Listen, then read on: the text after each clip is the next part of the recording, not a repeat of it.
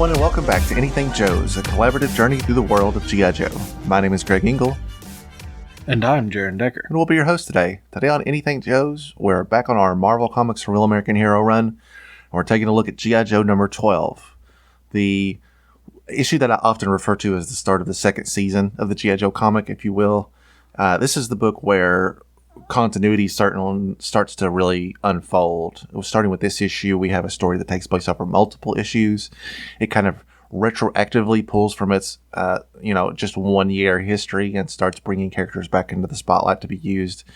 And also we've just seen an influx of new characters for the first time, really.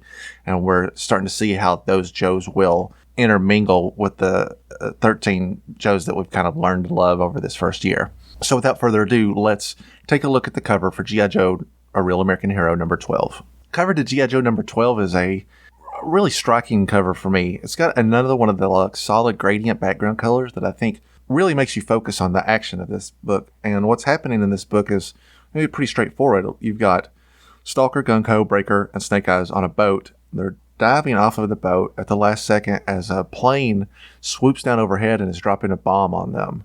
This is, again, from the era of things that happen on the cover actually happen in the book, something we don't see in comic books really anymore. So it's setting you up for, posing a question that you have to read to answer. How did they get in this situation? Will they survive? What did they do to deserve getting a bomb dropped on them? Yeah, and then I like how it's they're basically Stalker and Snake Eyes are already mid-dive. You're literally looking at a snapshot of the action as it's happening, just a second before this bomb is going to actually hit this boat. What's your takeaway on this cover, Jaren? I love this. When I first popped it open, I don't know what it is about it, but it caught my eye immediately. I love the use of the green. So you see the green up top with the G.I. Joe, you see the green with Breaker and Stalker, and then you see the green down at the bottom with a little bit of water or whatever. I'm guessing swamp water or whatever. And then, like you said, that gradient in the background. I just think it's a really cool cover, and I like the fact that it's just a moment in time captured on the cover. Yeah, I agree. I think the color scheme to this is exceptional. I think the pencils and the ink are all top notch. I mean, this is a top tier cover for me. All right, so let's crack this bad boy open and see how they got into this situation. G.I. Joe number 12, 3 Strikes for Snake Eyes. Written by Larry Hama, pencils by Mike Vosburg. Mike Vosburg's name is misspelled here. It's supposed to be Vosburg, if I'm not mistaken. The story opens in streets of San Francisco at 1500 hours. We've got a van being driven by some Cobra officers, and large font on the front of the van, there's a banner that says Naja Hana Video Corps. They are barreling over a hill or ramp on the streets. People are diving out of the way. There's a guy pulling his dog on the collar. Coming up behind him, it looks like it's everybody's favorite. I'm specifically speaking to Jaren, the vamp. All 4 wheels off the ground as they're barreling up behind him. Can't quite see who's in the vehicle. They're opening fire, and the Cobras are returning fire from them. Hey, I thought this was supposed to be a nice covert operation, Scarlet. It was, Clutch, until those Cobra goons decided to make a run for the docks with a truckload of MX missile guidance chips. Now we've got a closer panel. We can kind of see who's in here. We obviously already know that Clutch is driving and Scarlet's there in the passenger seat. And then we've got Breaker, and we talk about this a lot, but he's sort of in the back. If you look at one of these lower panels, or you can see the overhead view, it's almost like he's in front of the cannon, the gun in the back of the vamp, which is facing backwards, which I guess gives him the room to kind of put his legs down behind where the chair goes.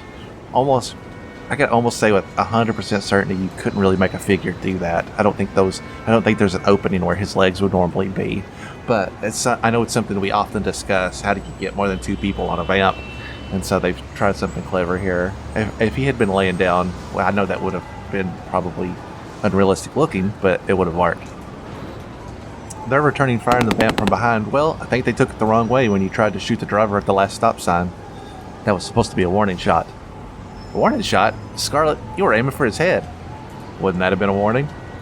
They're going downhill. Cobra's got one of their passenger side doors open as they're returning fire. You can again see the big Najahana Video Corps on the side of this van.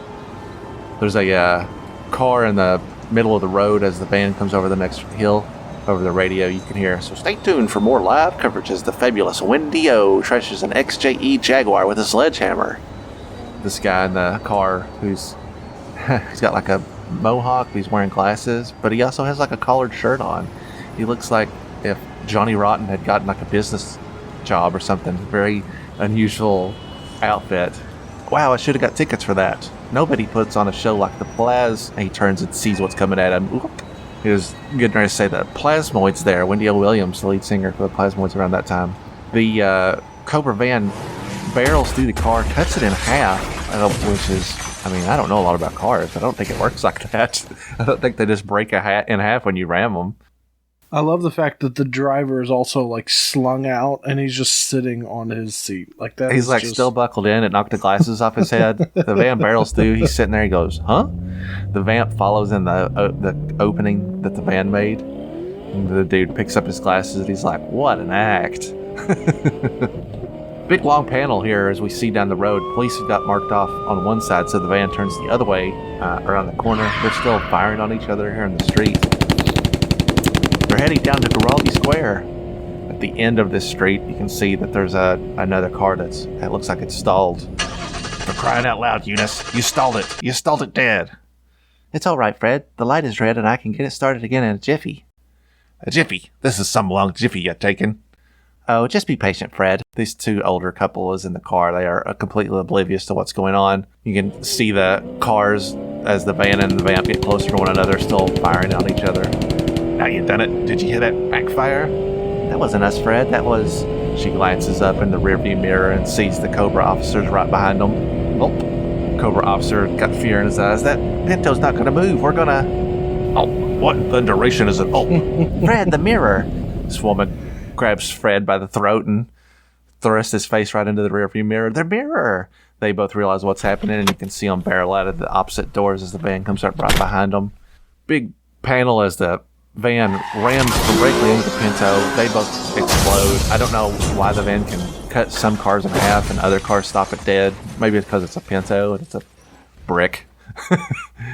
Well, also the Pintos had the if I remember correctly, the gas tank was right next to the bumper, so they were prone to explosions if you rear-ended them. That actually does make more sense. It was a pretty serious recall.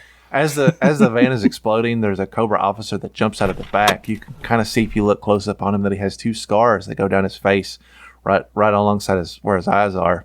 He's got a briefcase in his hand. As soon as he hits the ground, he's trying to make a run for it. Breaker, one of them's getting away. I got him covered, Scarlet. Brad, do something.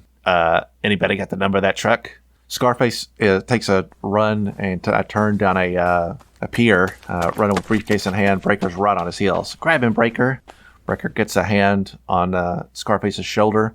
Scarface turns around. Let go, you swine. I said, let go. He swings the briefcase around and hits Breaker in the chest, knocks him into some bikers. Hey. Why, you lousy four-wheeler?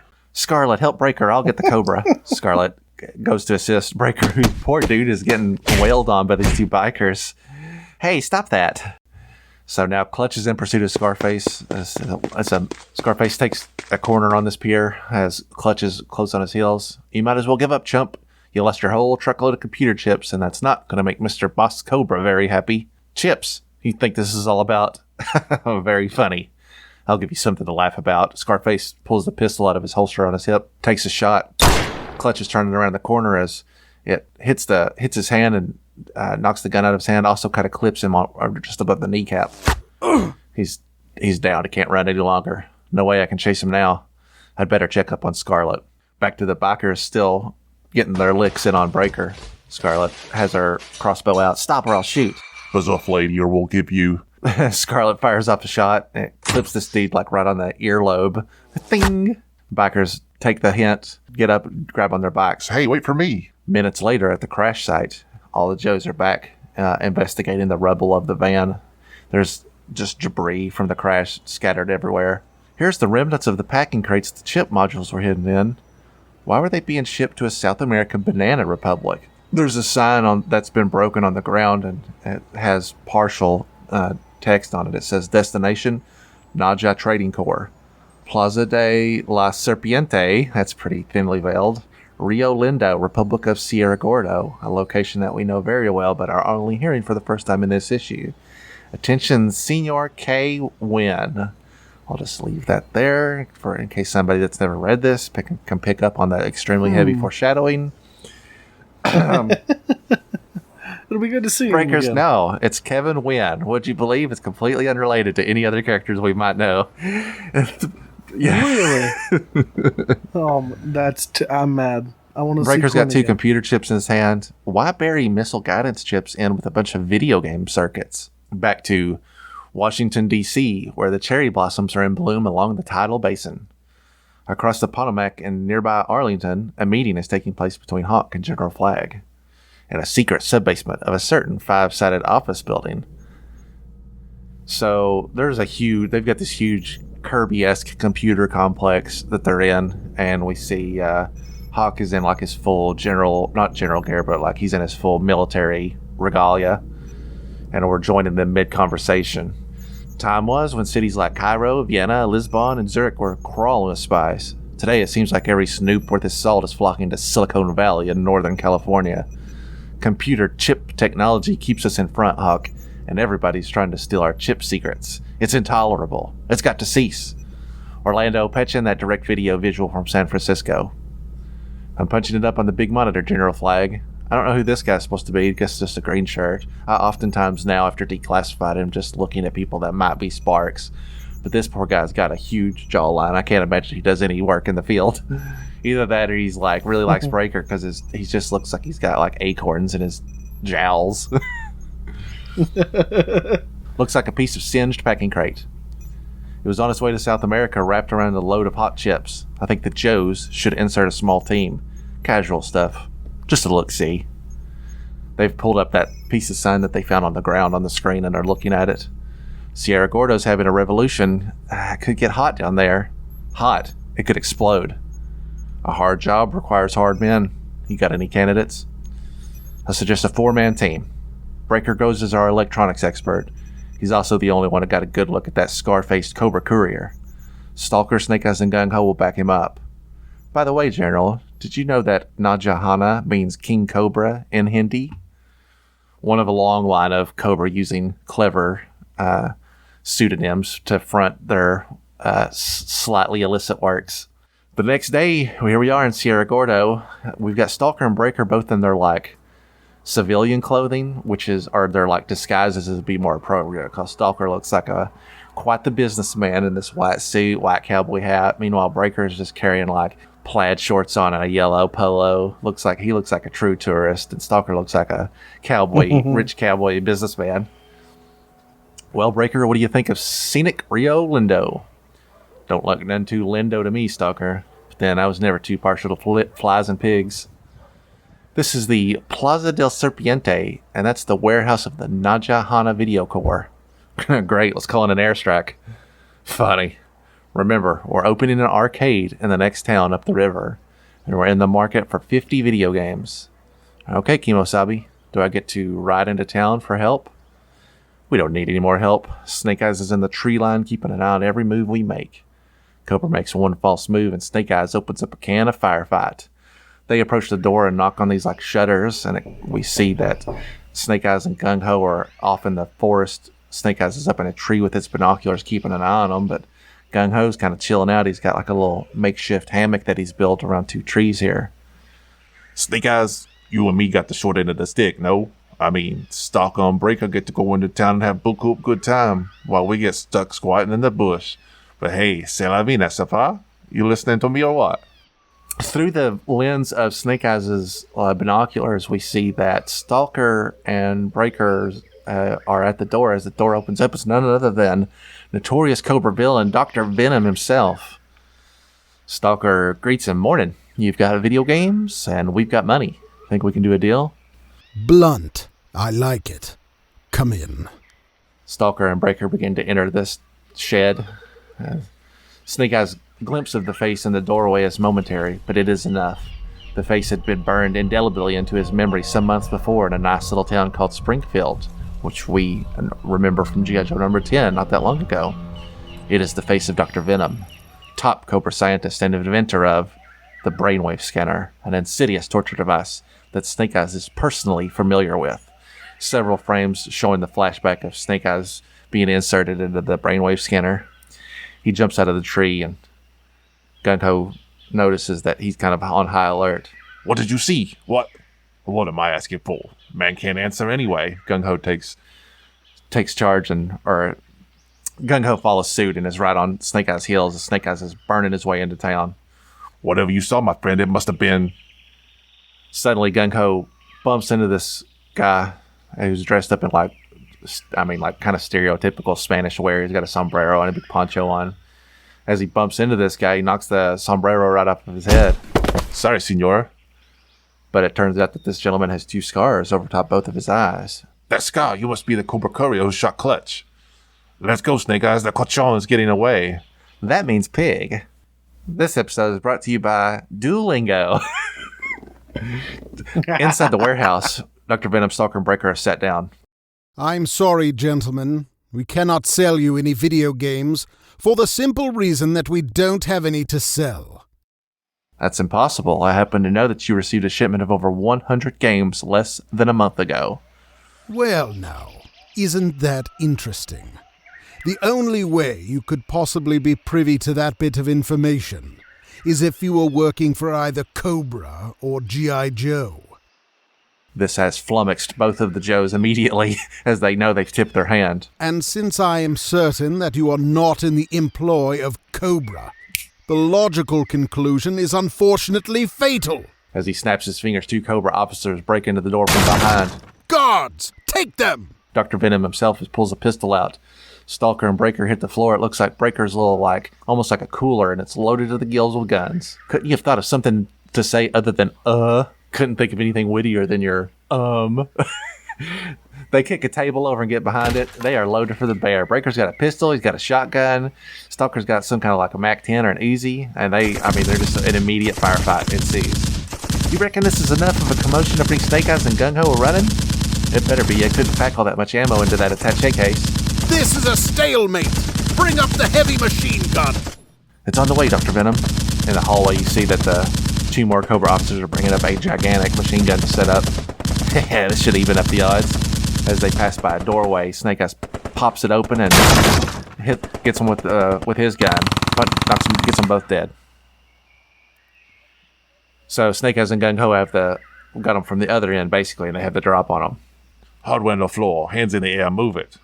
Stalker, Breaker, you fellas okay? We're fine, Gung-Ho. I think we hooked us one Class A Cobra big shot here.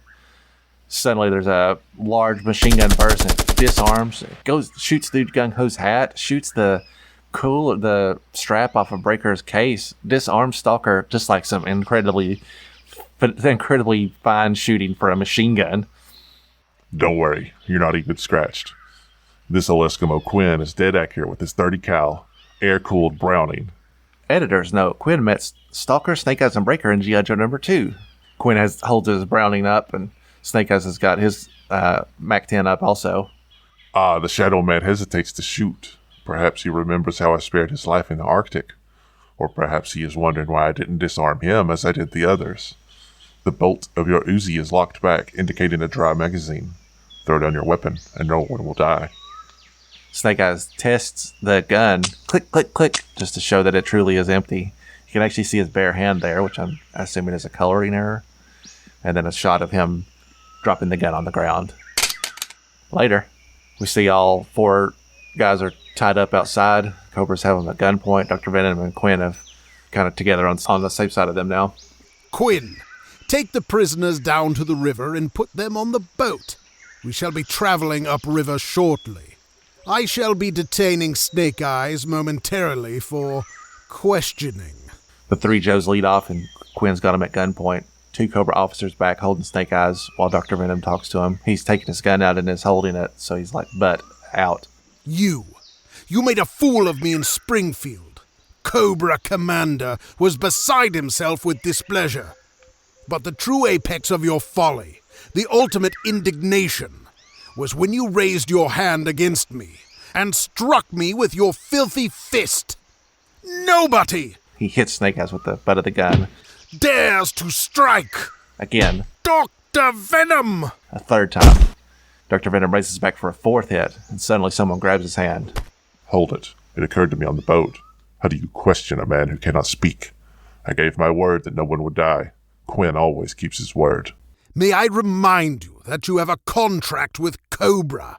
No respiration or pulse. This man's dead. We'll leave him in the warehouse. They're feeling the pulse on Snake Eyes, and they pick him up and start to drag him into the house that they had just come out of. I know I have a contract with Cobra, and you know that Quinn never reneges on a deal, but it is you who will face me when my contract expires. We shall discuss this upriver. Now, I guess it's worth bringing up that the idea that Snake Eyes died just then, a trick that he basically pulled just a couple of issues ago, really makes Dr. Venom look like an idiot. I guess you could argue that because he's having an argument with Quinn, perhaps he's distracted by it, but it still seems a little goofy. What do you think about that? Yeah, I think to me it does make him seem a little goofy, but I think it shows a side of him that's he might have a really high IQ and a strong intellect, but some anger issues that might cloud his judgment there. To me, it just seems like he was just mad and didn't even really think. Plus the fact that Quinn which it is Quinn, shocker, somebody lied to me. The fact that Quinn is also kind of second guessing him, he's kind of okay, let's just move on. I don't want to sit here and dwell on who's in charge of who or who's going to come back and fight who. Let's just go. I don't want to let them down again. I think that's a good takeaway. Dr. Venom obviously does have a temper. We just saw it there when he was beating Snake Eyes. We'll see it here again by the end of this page. So I think that's a good... I'll allow it. Here's a no prize for you. Quinn and Dr. Venom are on the boat as a Cobra officer throws a hard to say for sure, but it kind of looks like maybe a Molotov cocktail, something that's for starting fires, clearly. Where you may air your grievances with the Baroness. I assure you adequate satisfaction. This boat is starting to leave with our 3 prisoners and everyone else on board. Now, torch the warehouse and prepare to cast off. Look, Quinn! The whole warehouse is smoldering. Soon, all the shipping records and invoices of the Najahana Video Corp will be reduced to ashes, as well as the corpse of Snake Eyes. Strange. It almost reminds me of incense smoke. Smoke starts to pillar out of the windows and other openings in the house. Rising from an Asian temple, or a ninja temple. Like the one Snake Eyes studied the secrets of heartbeat and breathing control. That insufferable enigma. He lives! So he did figure it out pretty quickly, but a second too late. And how does he live? Well, not well from the looks of it. Inside the house, the entire warehouse is on fire, and we can see that all the walls are on fire, and unfortunately for poor old Snake Eyes, so is he. His ropes are on fire, his feet are on fire, his mask is on fire. From outside, we hear some locals speaking. "Come quickly, the Gringo's warehouse is burning down." Why hurry? It'll still be burning after dinner. Snake Eyes is up despite being on fire. He starts to kick at the door. Look, somebody's inside trying to get out. He's all tied up and on fire. "Senor, you must." Snake Eyes is running on fire. It looks like his mask is burnt away completely. As he runs by the locals, they are aghast with what they see. "By all the saints, did you see his face? I only wish I hadn't." Worth noting that, we are continuing to learn more and more about the history of Snake Eyes, and this is another example where Snake Eyes appears to have dark colored hair here, but we would learn much later on that he's actually a blonde. I guess you could argue that the fire is perhaps causing that discoloration, or maybe there are still enough remnants of his mask left along the skull, I suppose. Regardless, whatever his face looked like prior to this isn't doing it any favors. Snake Eyes hits the dock and dives into the river head first. Goes into the water, and we don't see him come back up as the locals stare on in awe at what they've just experienced. Meanwhile, upriver, My contract requires me to ensure the safe delivery of the computer chips. When they are loaded into the plane and in the air, my association with Cobra will terminate. Good riddance. we know this from previous experience in issue 2 that Quinn is a man of the letter, that once he's achieved his goal, it's kind of anything Joe's. Because we saw him basically help the Joes, but not until he had completed the contract. He's a man of his word, despite the fact that he takes on some questionable business jobs. I only wish. What, little man? What do you wish? Quinn has zero tolerance and knows that he has to take no crap off no people. Do you wish to peer deeper into the true heart of darkness? Do you fear what you will find there? Our prisoners are finally awake and are trying to figure out what they're going to do in this situation while the doctor and Quinn are having a heated discussion. A discussion of Eskimo metaphysics. Perfect subject for an afternoon boat ride. Dang rats. These little suckers are bold. Look hungry, too. The rats are all on this boat. They've got them all the doors like around their head, around their feet, they're everywhere. Hungry? Breaker, spit your gum out on the deck between us. Sure. Breaker patooies his gum in between him and Gung-Ho. What's the drill? Simple on me. I smear the gum on the ropes around my wrist like soap. The rats, they smell the sugar, and soon they are gnawing. Hope this works. I've got the suspicion that the state of our health is directly related to the presence of a large Eskimo. Yeah, and if I was Quinn, I wouldn't let Dr. Venom write me no prescriptions. Less than a mile downriver, there's a little tiny boat. Looks like it's got a bunch of like fruits and veggies on it. Just a simple like farmer guy on it. Simply two hands grip the side of the boat. They are definitely ungloved now as Snake Eyes and his outfit is burned. We can now definitely see that his hair is dark colored.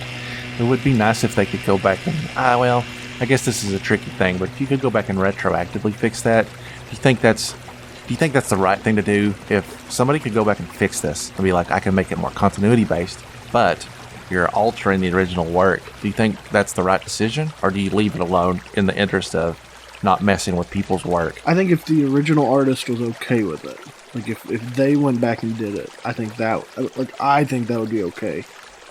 But I think in a lot of cases with people writing books at this time, as they begin to pass away, I think we need to preserve their work, even if, they didn't make a mistake. It's not their fault that at this point that is what he looked like. So I think you just leave it. We're looking at a man who has done a lot of crazy things. I think the color of his hair is okay. That's fair. Snake Eyes hoists himself up on this boat. He's unmasked. Obviously, the guy that's riding the boat is completely freaked out by this. Says a river demon and jumps into the river and swims to land. Snake Eyes commandeers the boat and busts a pretty strict U-turn on it and is headed their way. Looks like the boat has arrived where it's going at a Cobra Island bunker, which is just a very, very small piece of land in the middle of this river. They've docked the boat, they're unloading the prisoners. There's just this tiny little bunker, probably couldn't even hold more than a half a dozen people, surrounded by barbed wire, and they have a seaplane docked with it as well. You had Snake Eyes in your grasp, and you didn't make sure he was dead. Dr. Venom, that was unforgivable. The security of this project... Please, Baroness, if he was alive when we left him, the warehouse fire must surely have killed him. Even if he survived the fire, his injuries must be horrendous, and he is alone and unarmed. We have the advantage of 3 crack Cobra commandos, a missile-firing seaplane, an armored bunker surrounded by concertina wire, and a pair of vicious Dobermans. Those Dobermans do not look vicious. They look weird. They look like Resident Evil dogs. They look like if someone who hasn't seen a dog in a long time is trying to draw one from him. No, Baroness, we have no more to fear from Snake Eyes. Let us proceed to the bunker and conclude our business. And the prisoners? The 3 Cobra Commandos can guard them. I am required by contract to be within the bunker during the transaction. It's nice to see the Baroness is still in her classic blue outfit here. She hasn't changed over to the black outfit yet. I'll be interested in seeing when that happens, but I think we've got about another year of this outfit. It's an underrepresented outfit, honestly, because she just isn't in it for very long. I really wish they had made a blue spy plane, or water plane. That would be such a cool toy. I think in general there was a bit of a miss in terms of vehicles that just look like normal vehicles. You don't have to do anything special, and I think as adults, we want some of that type of stuff more than ever. I mean, I get it as a kid. Maybe I would have been like, this doesn't even fire spring-loaded missiles or whatever. This doesn't have 37 as an adult, cockpits on it. As an adult, you're right. It would be an amazing vehicle to have. Everybody heads inside the bunker, except for the guys that are left outside guarding. That Cobra officer went into the bunker with them. That was Scarface, the one who shot Clutch in San Francisco. You're sure? Positive. How are the rats doing? Almost there. We can see that they have chewed through a large majority of the ropes at this point. Probably enough that they can break free just by putting some pressure on them. Simultaneously, it looks like Snake Eyes has arrived as we have a really great POV where we're like underwater with him and he's looking up at the edge of the dock with a Cobra guy that's got his back facing to him. Not for long, because Snake Eyes just swoops up, grabs that guy, and pulls him under. As soon as this happens, the two other quote-unquote crack Cobra commandos turn around to look, and Django steps up, snaps his ropes just like I said he could, grabs them by the scruff of the neck and bops their heads together. Knocks them out, and they're wearing helmets, so you gotta really admire the level of pressure that was applied there. It's Snake Eyes, he's alive. Snake Eyes cuts the rope on the boat. Shoot, we thought you were... Pushes Breaker back in. Hey, why are you shoving me back in the boat? He just extends his arm and points out into the horizon. Snake Eyes means the mission comes first. Our job is to get away from here with the chips. And somebody has to stay behind to neutralize the bad guys. Snake Eyes elected himself for the job. I don't like it. You don't have to like it. Start the engines and let's get going. Snake Eyes turns around and is walking down the pier as we hear the voices from inside the little bunker. Now, the virus strains you brought from San Francisco are quite harmless, until they are ever so slightly mutated by this serum. It took us nearly 2 years to develop this serum at our research station on the river just south of here, and this one vial is all that exists in the world. The courier has no need of this information, Dr. Venom. The courier being Scarface in this scenario, as he handcuffs the briefcase to Scarface's arm. Ah, but he should know that the serum must never touch the virus, correct? Correct. The consequences would be uncomfortable, to say the least. From a perspective outside, we see both of the dogs have been knocked out. I'm gonna hope knocked out, and not that Snake Eyes didn't just like snap their necks or something. Snake Eyes is outside the little like access port, or the little thing that slides open and you say, "What's the password?" But Quinn is no slouch, and even though Snake Eyes is the best ninja we've ever met, he is aware that somebody is there. Quiet. Then he whips his Browning around to that porthole and fires a blast right out of it. He's here. Quinn kicks the door open. He's gone, but he freed the others and they're escaping with the boat. Bring the virus and the serum. We'll pursue the boat in the seaplane. Quinn will stay on the island with Dr. Venom and ferret out that insufferable Snake Eyes. One panel later, the seaplane is taken off with Baroness and Scarface. Quinn looks behind as they are leaving. Too bad. Those Joes on the boat have less of a chance than Snake Eyes does. Stalker and Breaker are already opening up fire on that seaplane. Here she comes, Breaker, trying to lead it. You're kidding. The only guy who can knock down an airplane with a submachine gun is Sergeant Granite of Difficult Company. That's a Sergeant Rock nod, but Sergeant Rock is published by DC, so they didn't want to give him the free PR. Seaplane scoops down and is zoning in on him. Man, this ain't doing spit. I think you hit her. Something just dropped off. That ain't no something. That's an air-to-ground missile. Here's our infamous cover as we spoke of it. This missile is honing in on him, and you can see from far away everybody's jumping off of the boat. Abandoned ship. Direct hit on the boat, and it blows into pieces as the seaplane continues on its way. Suddenly, back on the island, as Quinn is watching this happen, Dr. Venom is sneaking up on him with his revolver on the ready. But before he can do anything, Snake Eyes jumps out from on top of the bunker, knocks Dr. Venom to the ground. His pistol fires off in the air harmlessly. Help me, Quinn! Shoot him! The Baroness blew up the whole shipment of chips and is safely airborne with the virus. My contract has been fulfilled. Snake Eyes is just getting his licks in on Dr. Venom on the ground. Now I want to know what you were doing sneaking up behind me with a cocked Luger. Baroness is on the radio on the seaplane. We have possession of the virus and serum. Both Quinn and the good doctor are redundant and expendable. The seaplane has doubled around. Stalker, she's attacking the island. Here comes another missile aimed at the bunker. Quinn sees it, looks up in the air and sees it coming down at the last second. He dives towards Snake Eyes, who's still on top of Dr. Venom. Huge panel explosion. Quinn was pushing Snake Eyes towards the bunker door right before the missile hit. Do you think he made it? Don't matter, no Outbreaker. That missile, she vaporized the whole island. Nothing but a crater left where that bunker once was. Snake Eyes, he's really gone this time. I'll get that bitterness if it's the last thing I do. The end. Well, or to be continued, I guess is more appropriate. So, that's the end of G.I. Joe number 12, Three Strikes for Snake Eyes. The beginning of a multi-part story that, honestly, I think is one of the most standout titles, or like standout stories in the early history of the book. So, let's break it down a little bit. Jaren, tell me what your thoughts on this were.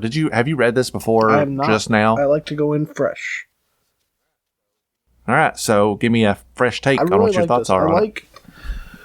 I like kind of seeing them select the group of what they're going to do, like which team and why they justify picking those guys. I like seeing the different dynamics between the characters, and then Snake Eyes still being Snake Eyes. He just does his thing. I really like Stalker. The more we read this, the more I'm like, man, I really like his character.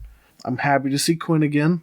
He's a really fun type of character because he's just kind of, he is himself, you know. Like, I obviously haven't read any other ones, but like, it would never surprise me if he showed up working for himself, working for Cobra, working with Joe. Like, he just does his thing, and once he's done with that, he's on to the next thing. So I'm really excited to see where this story goes. I like seeing Cobra just being like, well, that bunker's expendable. It served its purpose. Like, seeing that version of Cobra just being like, okay, time to be done with it. Who cares what happens with Venom and Quinn and our bunker? Yeah, I think Quinn is an excellent third party, right? You've got G.I. Joe and you've got Cobra, but when you throw a third element in that's really not loyal to either side, and I think the October Guard is another great example of that, it adds a little bit of chaos to it where things aren't as predictable as you expect them to be. And I enjoy that a lot. Quinn is such a great character, and it was such a shame because as a kid, I really longed for a Quinn and a Dr. Venom figure, and it took us so long to get one of either that, you know, everybody was basically a full-grown adult by the time we got it. Honestly, I had reached a point where some of those characters I thought, we're never going to get them. They're never going to make one for whatever reason. So it's great to revisit these and remember how I really was tremendously fond of this era, and especially these characters that, you know, I didn't have figures of. I had makeshift like Quinn's and Dr. Venom. Like, I had made my own out of vintage parts at that time, but they didn't look anything like them, which was a very common thing back then. I can remember when Toy Biz first started making X-Men figures, they had a similar, you know, the policy around toys back then was girl toys don't sell. And I'm not going to debate the ins and outs of that. I think there was maybe some mentality in younger boys at the time that they, you know, didn't want to play with a female figure. But I was never really like that. And when it came to Toy Biz, you think X-Men, which is probably like, what, 40 or 50% female at any given time. And for the first, like, I don't know, X amount of years, there was no Jean Grey, there was no Psylocke, there was no anybody. So all of my female characters would always inevitably be like, I had a Janine from Ghostbusters, and that had to be my Jean Grey because there was nobody else even remotely close. I was like, she's a woman and she has red hair, kind of. That'll have to do. So, yeah, it just seemed like they were not making the figures that were in high demand. And maybe there were other elements there. Maybe Dr. Venom just wasn't flashy enough. You know, they both have very basic outfits compared to what Joe's and Cobra's were looking at that time. I mean, I don't know. I don't know if we'll ever really know why they prolonged making the figures like that. The same thing with October Guard. We didn't get an October Guard figure till the vintage line was done, and it seemed like that was a pretty big oversight considering they were also in the cartoon. But anyway, I digress. No comic book pack this time, no cartoon commercial this time, so we don't have anything extra to talk about. Basically we've covered it, and we'll be ready for the next one. I touch on the post box from the pit. It starts. Let's hear it. Hey, last month's stories ran an extra 2 pages, so we didn't have any room to print your comments, but you guys kept writing, and here's what you had to say, with barely an interruption from us. So basically, they're like, hey, we want to put some more of your comments. So they only responded with a total of like 3 sentences on this whole back page. But I think it's really cool. Someone's like, hey, I really like the art. I really like Mike Vosberg's art. I hope he continues to pencil. And they just said, hey, he's been permanently assigned to the GIJOE art team. I think that's kind of cool to see, like, I don't know if he had been there since the start, but like they wanted to make sure, like, hey, you like this guy's art? Like, hey, he's on the team. Yeah, you like this guy, he ain't going anywhere. I do like Mike Vosberg's art a lot, and I do think it's easy to, I think he gets overlooked a lot, frankly, because he was so close to like Herb Trimpe, right? Who's the king of kings, and everybody really, Herb Trimpe was just an amazing artist and does capture a lot of the like iconic imagery from this era, but Mike Vosberg certainly took the ball and ran with it in every other sense. I mean, he was working on it very early himself, but he nailed down a lot of what these characters looked like to make the transition from the figure, which arguably probably gives us the least amount of, distinction on what they look like, to Hector Garrido's card art, which is probably the thing you would lean the most into in terms of how they actually would look in the face. And then they've put their own spin on it over time, especially to where, somebody like Stalker, who's been used a lot over these 12 issues, you recognize him. Stalker's in a white suit with a white like brimmed hat, and I'm immediately like, that's Stalker. I know what Stalker's face looks like, and you can even deviate from it a little bit, but I know how I expect Stalker to look. So yeah, I think Mike Vosberg did a lot of really great work on this series at the time. Gets overshadowed sometimes by some heavier hitters or people that drew, I guess, more iconic issues individually, but I do very much enjoy the art on these books. Since you have the benefit of having read a lot of these issues afterwards, this Sherry Cross from Anacortes, Washington, that's WA, right? Washington? Yeah, whatever. Sure. It's one of those states. She said, "So far, so good, guys. It may be a little superficial, but on the whole, G.I. Joe is a pretty good comic. You need to give some background to your characters, though.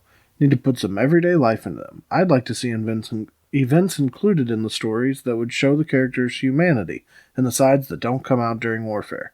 Well, once again, thanks for a good comic." Having the benefit of those extra years, do you feel like they started to flesh out and give more humanity to the characters?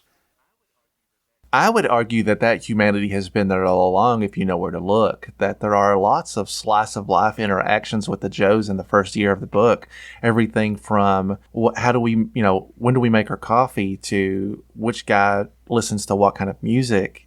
They all had personality traits that I feel like were readily distinguished in just everyday interactions. Not necessarily, yes, also on the battlefield where you'd see what their military specialty is, or if they've got a gimmick like chewing gum, you'd recognize it right away. But I'm thinking of like interactions in issue 3 where everybody's locked up in their room together and they're talking about, somebody knows how to conserve the air and Steeler knows how much weight is on the plate.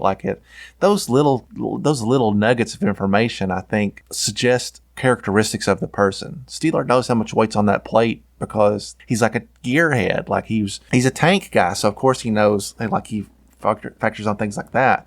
Stalker knows that you're supposed to bunk out when you're in a low air situation because he's the, kind of the troop leader in a lot of scenarios. He has strategic plays in times of crisis. So I think when you go back and really reanalyze the books, I think that there's a lot of building block characteristics on how these guys do behave on their own, typically around the pit. But I also, of course, have the hindsight of a lifetime of studying these characters. So maybe I'm filling in a lot of blanks because I just already know a lot of it. But I would certainly say if you just read the Marvel run and nothing else, the characters that are used in excess are characters that you know very well. We had talked about how Larry bases a lot of these characters on people he knew in real life to know how they behave.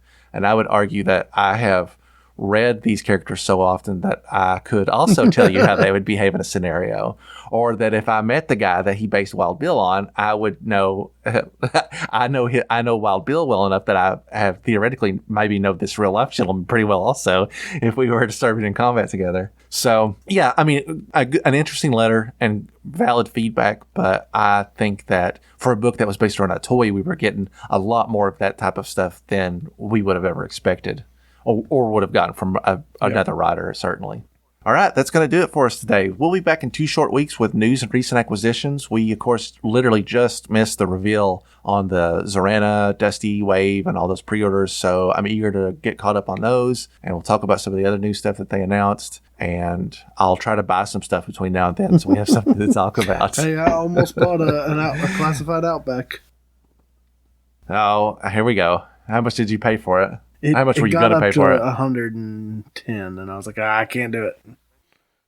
That's insane, dude. They're got to be Gotta shipping any be, day except now. for mine take 10 years. It seems like. I can't wait, man. It looks so good. Well, let's wait 2 more weeks and see what happens then. And you too, dear listener, can come back in 2 weeks and see if Jaren shelled out an unfortunate amount of money for a classified figure that's going to be in his mailbox shortly anyway. Thanks so much to Psycho Drive-In for hosting us. And if you'd like to reach out to us, you can do that at anythingjoespod@gmail.com. You can also find us on social media under the Anything Joe's Pod. It's Instagram, Twitter, and Facebook. You can find our YouTube channel on Anything Joe's, full stop. Like share, just one word, no last name. And that's it. We look forward to talking to you again in just 2 short weeks, where anything's available for discussion here on Anything Joe's.